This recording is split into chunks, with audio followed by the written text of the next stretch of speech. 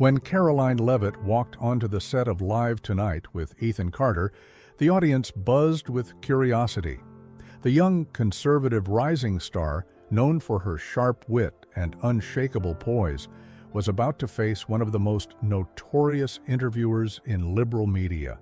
Ethan Carter, famous for his gotcha questions and viral takedowns, had a reputation for leaving his guests flustered and defeated. But what Ethan didn't know was that Karoline wasn't just another guest, she was a force to be reckoned with. And what happened next wasn't just an interview, it was a masterclass in grace, intelligence, and the power of standing firm in your truth. It was a studio alive with energy, the lights blazing down and casting a golden glow over the set. The audience buzzed with anticipation, their murmurs blending with the hum of cameras and the occasional bark of a producer's command. At the center of it all sat Ethan Carter, the liberal TV host, known for his sharp tongue and knack for turning interviews into viral takedowns. His tailored suit and polished grin screamed confidence, but there was a glint in his eye, a predator's glint, that hinted at the storm brewing beneath his charm. Ethan adjusted his earpiece, his smirk widening as he glanced at his cue cards. Tonight's guest was Karoline Leavitt, a rising star in conservative politics. Young, articulate, and unapologetically bold, she'd been making waves with her no-nonsense approach to policy and her ability to hold her own in debates.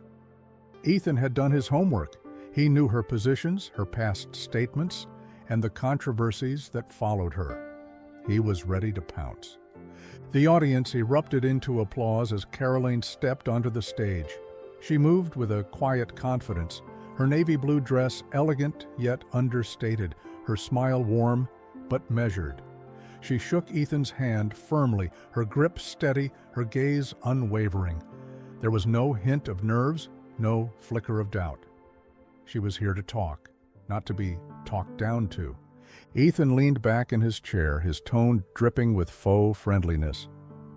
"Welcome to the show, Karoline. It's not every day we get someone so young and ambitious in this chair." The audience chuckled, but the edge in his voice was unmistakable. Karoline simply nodded, her expression calm. "Thank you, Ethan. It's great to be here." The tension was subtle but palpable. Ethan's questions would come fast and furious, but Karoline's quiet determination suggested she wasn't just here to answer, she was here to challenge. The audience leaned forward, sensing the clash before it even began. This wasn't going to be just another interview. This was going to be a battle. The interview began with the usual pleasantries. Ethan crossed his legs, his posture relaxed, but his eyes sharp. "So, Karoline," he started, his tone light, "you've had quite the rise in politics. From grassroots campaigns to national stages. What's that journey been like for you?" Karoline smiled, her voice steady and warm. "It's been incredible, Ethan. I've been fortunate to work with so many passionate people who believe in the power of conservative values. It's not just about policies, it's about fighting for the principles that make this country great." Ethan nodded, his smile never wavering. "And those principles, what would you say defines your approach? You're often described as a new voice in the conservative movement. What does that mean to you?" Karoline leaned forward slightly, her hands resting gently on her lap. "To me, it's about bringing fresh energy and ideas to the table while staying true to the timeless values that have guided us for generations. It's about listening to people, understanding their struggles, and offering real solutions, not just rhetoric." The audience listened intently, their initial curiosity deepening. Karoline's clarity and poise were disarming, her words resonating with a quiet power. But Ethan's smile had a hint of something else, something calculated. He was testing the waters, probing for weaknesses. "That's fascinating," he said, his tone still friendly, but with a subtle edge. "But let's be honest, conservative values have been criticized as outdated by some. How do you respond to that?" Karoline didn't miss a beat. I think it's easy to label something as outdated when you don't understand it. Conservative values are about freedom, responsibility, and opportunity, things that will never go out of style. The real question is, why are we so quick to dismiss ideas that have stood the test of time? The audience murmured, some nodding in agreement. Ethan's smile tightened, just a fraction. He wasn't used to guests pushing back so smoothly. "Fair point," he said, his tone still light, but his eyes narrowing slightly. "But let's dig a little deeper." The tension was building, the friendly start giving way to something sharper. The audience could feel it, the calm before the storm. Karoline's quiet confidence was a force to be reckoned with, and Ethan's next move would determine just how far he was willing to go. Ethan leaned forward, his smile still intact, but his tone shifting ever so slightly. "Karoline, let's talk about some of the issues that have defined your career. You've been a vocal advocate for limited government and individual freedoms. But some critics argue that your stance on, say, healthcare, opposing universal healthcare, is out of touch with the needs of everyday Americans. How do you respond to that?" The question hung in the air, heavy and loaded. The audience shifted in their seats, sensing the shift in tone. Ethan's phrasing was deliberate, framing Karoline's position as extreme or uncaring. But Karoline didn't flinch. She met his gaze, her expression calm but resolute. "I think it's important to clarify what limited government really means," she began, her voice steady. "It's not about abandoning people or ignoring their needs. It's about empowering individuals, not bureaucracies. Universal health care sounds compassionate, but it often leads to longer wait times, fewer choices, and lower quality care. I believe in solutions that put patients and doctors in charge, not politicians." Ethan raised an eyebrow, his smirk widening. "But isn't that just code for leaving people to fend for themselves? What about those who can't afford private insurance? Shouldn't the government step in to help?" Karoline's response was measured, but firm. "The government already steps in, Ethan. Programs like Medicaid exist to help those in need.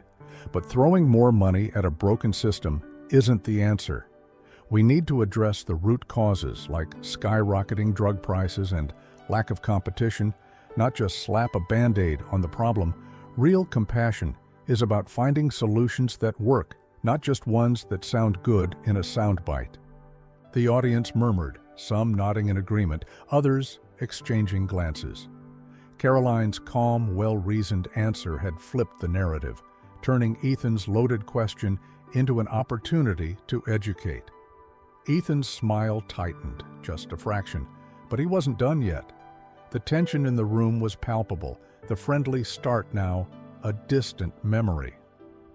Ethan leaned back in his chair, his fingers steepled in front of him. "Let's talk about something you said a few years ago," he began, his tone casual, but his eyes sharp. "You were quoted as saying, 'The government has no business dictating what people do with their lives.' Yet, you've been a strong supporter of pro-life policies, which many argue are about controlling women's bodies. Isn't that a contradiction?" The trap was set. Ethan's question was designed to corner Karoline, to paint her as hypocritical or inconsistent. The audience held their breath, waiting to see how she would respond. Karoline paused for a moment, her expression thoughtful but unshaken. "That's an interesting way to frame it," she said, her tone calm but with a hint of steel. "But let's be clear, supporting the right to life isn't about controlling anyone. It's about protecting the most vulnerable among us, the unborn. My belief in limited government doesn't mean I think there should be no laws or moral standards. It means I believe in personal responsibility and the sanctity of life." Ethan's smirk faltered for a split second, but he pressed on. "But doesn't that stance infringe on a woman's right to choose? How do you reconcile that with your supposed belief in individual freedom?" Karoline didn't miss a beat. "Freedom doesn't mean the absence of responsibility, Ethan. It means the ability to make choices within a framework of respect for others. A society that values freedom must also value life." And let's not forget, many women who are pro-life feel that way because they believe in the dignity of every human being, born and unborn. It's not about control. It's about compassion. The audience erupted into a mix of gasps and applause. Karoline's sharp, witty response had not only dismantled Ethan's trap, but also exposed the bias in his framing. Ethan blinked, momentarily thrown off balance. He opened his mouth to respond, but Karoline wasn't finished. "And let me ask you this," she added, her tone still calm, but with a cutting edge. "If we're going to talk about contradictions, why is it that the same people who claim to champion women's rights often silence women who don't agree with them? Shouldn't true feminism include all voices, not just the ones that fit a certain narrative?" The room exploded into applause, some audience members even standing to cheer. Ethan's smile was strained now, his confidence visibly shaken. Karoline had turned the tables, and the tension in the room was electric. The interview was no longer just a conversation, it was a showdown. Ethan tried to recover, clearing his throat and forcing a smile. "Well, Karoline, you certainly have a way with words," he said, his tone light, but his eyes still sharp. "But let's talk about another issue that's been in the news lately. You've been critical of the mainstream media, calling it biased. Isn't that just a way to dismiss criticism and avoid accountability?" Karoline leaned forward slightly, her gaze steady, and her voice calm but firm. "Ethan, I think it's important to clarify what I mean when I talk about media bias. It's not about dismissing criticism, it's about pointing out a pattern.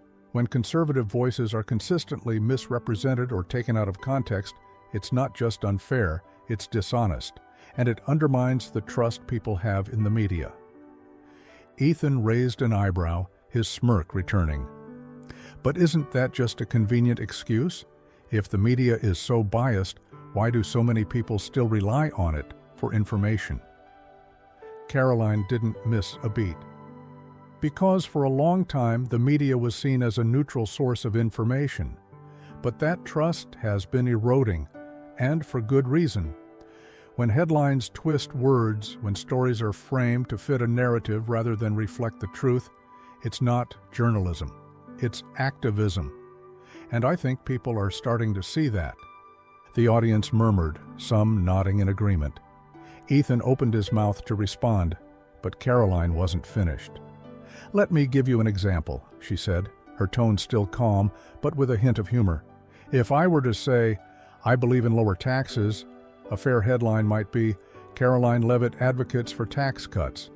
But what we often see is, 'Karoline Leavitt wants to defund schools and hospitals.' Do you see the difference?" The audience chuckled, and even Ethan let out a small, uneasy laugh. Karoline's use of humor and logic had dismantled his argument, leaving him momentarily speechless. She leaned back, her expression calm but confident. "I'm not asking for special treatment, Ethan. I'm asking for fairness. And I think that's something everyone, regardless of their political beliefs, can agree on." The audience erupted into applause, their energy fully behind Karoline now. Ethan shifted in his seat, his smile strained. The tension in the room was electric, and it was clear that Karoline had taken control of the conversation.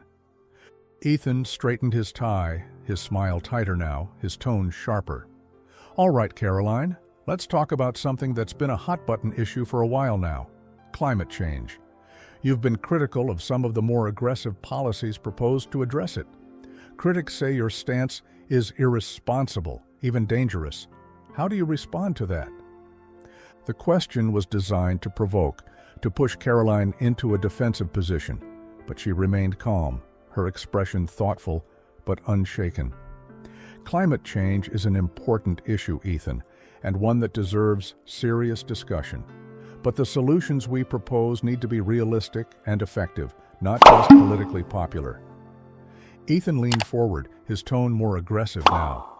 "But isn't it true that your party has a history of denying the science behind climate change? How can you claim to take it seriously when your policies don't reflect that?" Karoline's response was measured, but firm. I think it's unfair to paint an entire party with such a broad brush.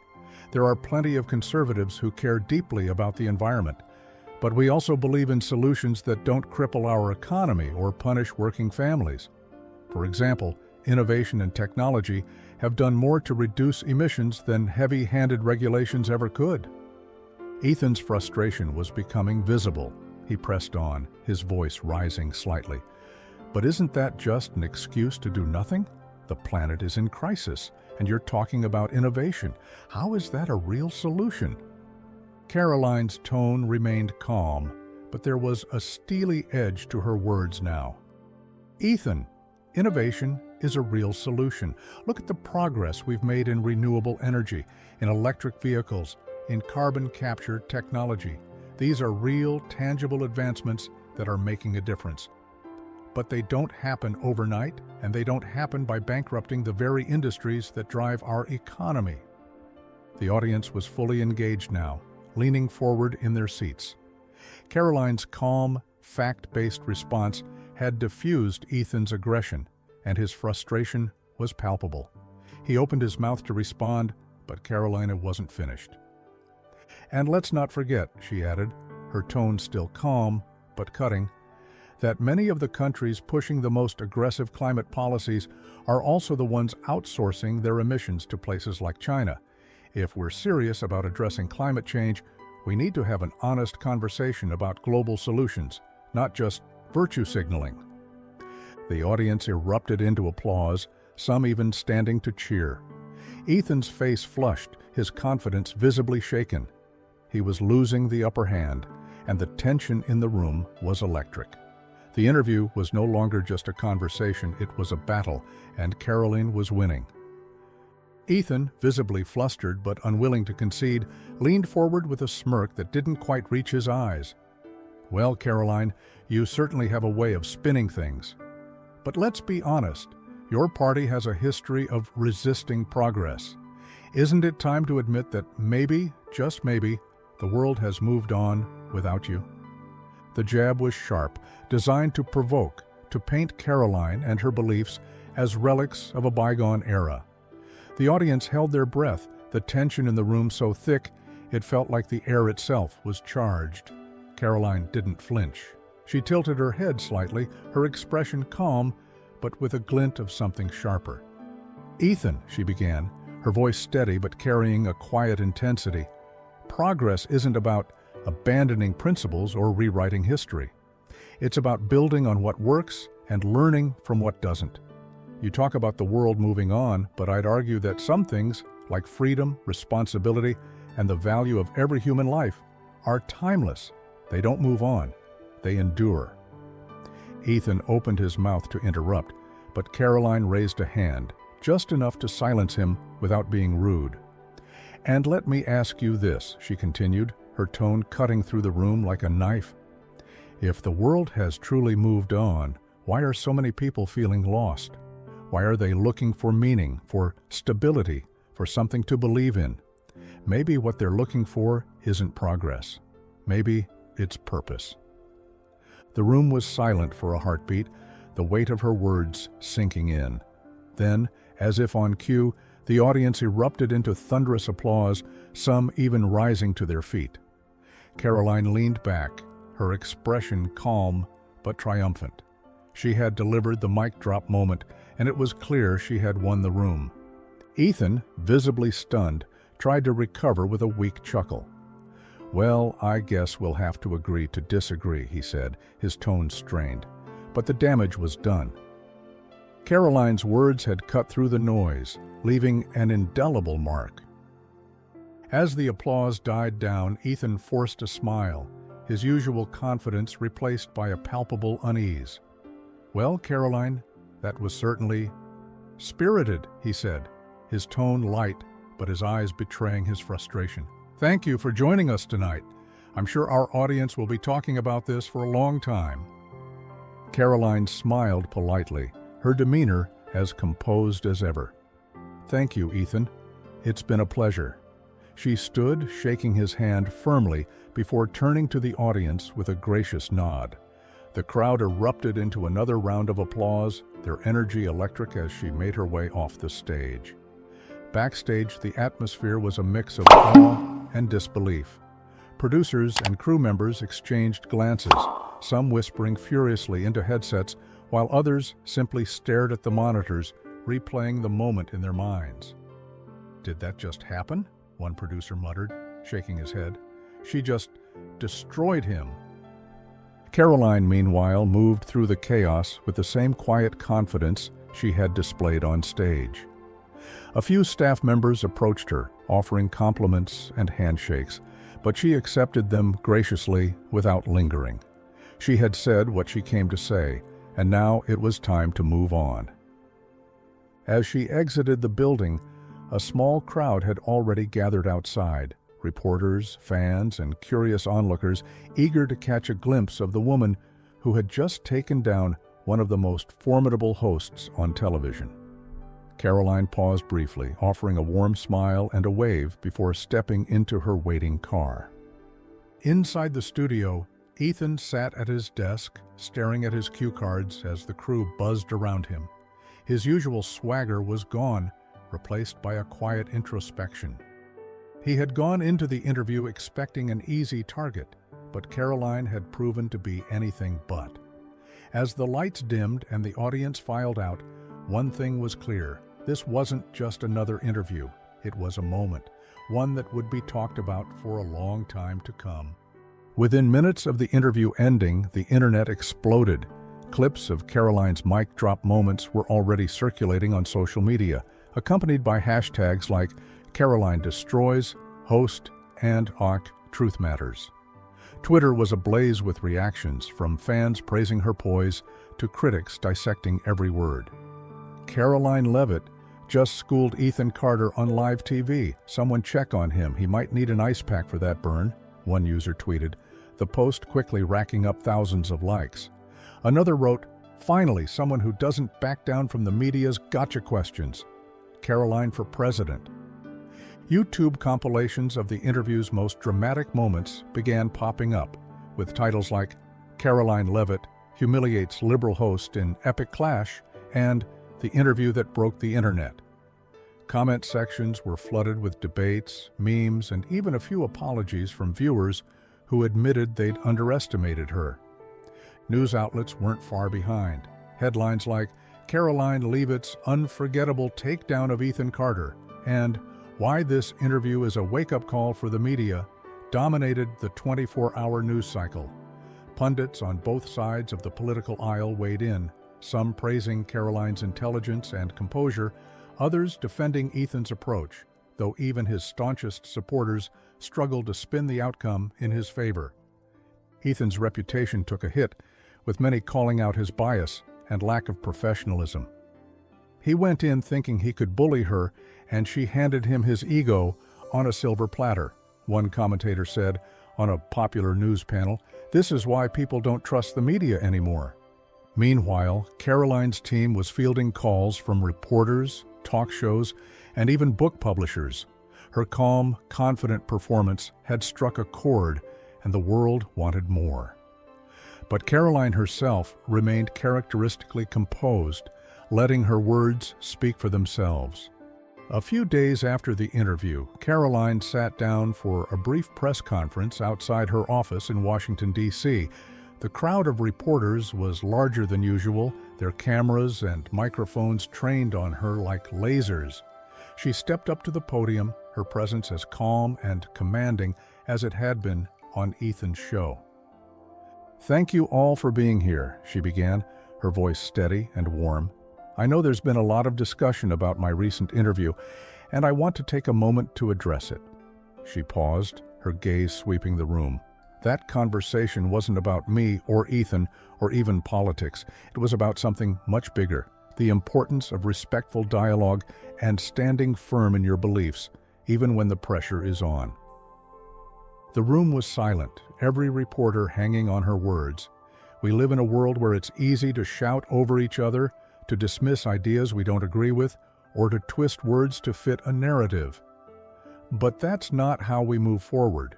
We move forward by listening, by engaging, and by staying true to who we are. That's what I tried to do in that interview, and I hope it sparked a conversation about how we can do better, as individuals, as a media, and as a country." She paused again, her tone softening. "I also want to thank everyone who reached out after the interview. Your messages of support mean the world to me, and they're a reminder that even in a divided world, there's still a hunger for honesty and authenticity." As she stepped away from the podium, the room erupted into applause. Reporters shouted questions, but Karoline simply smiled and waved, exiting with the same grace she had shown on stage. The moment was over, but its impact was just beginning. In the days and weeks that followed, the interview continued to resonate. It became a case study in media ethics, a rallying cry for those tired of partisan bickering, and a reminder that even in a world full of noise, the truth still matters. Karoline's words echoed far beyond the studio, sparking a broader conversation about the power of authenticity and the importance of standing firm in one's beliefs. As the final headlines faded and the social media frenzy quieted, one thing remained clear. Karoline Leavitt hadn't just won an interview. She had started a movement, and in a world hungry for truth, her voice was one that would not be silenced. Want to hear more of this? Then click on the video on the right-hand side, which is even more insane.